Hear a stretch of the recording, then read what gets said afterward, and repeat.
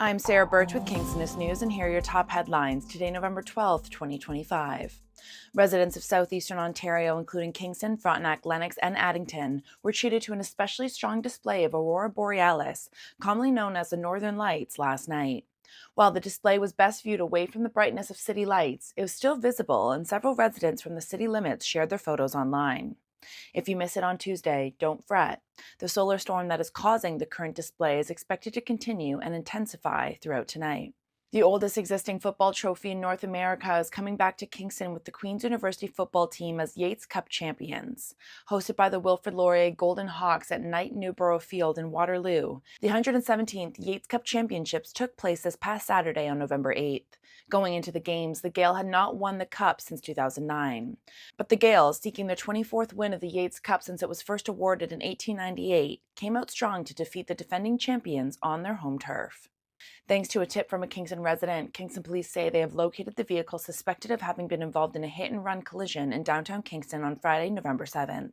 The vehicle was reportedly found on Monday, November 10th, abandoned along the side of a country road immediately off Perth Road in the area of Bedford Mills.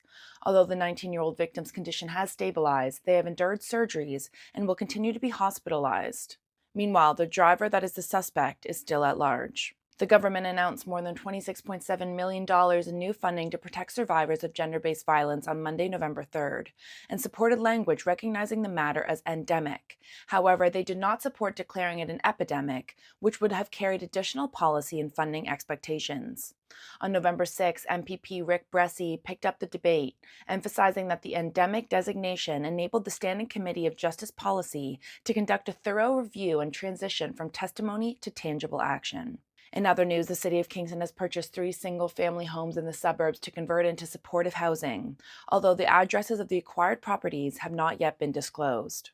City officials did reveal that the houses are in the Pittsburgh, Lakeside, and Collins Bay Ridge area. This is part of a new initiative to spend $3.5 million to acquire 4 or 5 single-family properties throughout the city in a bid to decentralize homelessness away from the downtown core. The KGH Auxiliary's 2025 Teddy Bear campaign will once again provide funds for new equipment for the pediatric program at KHSC.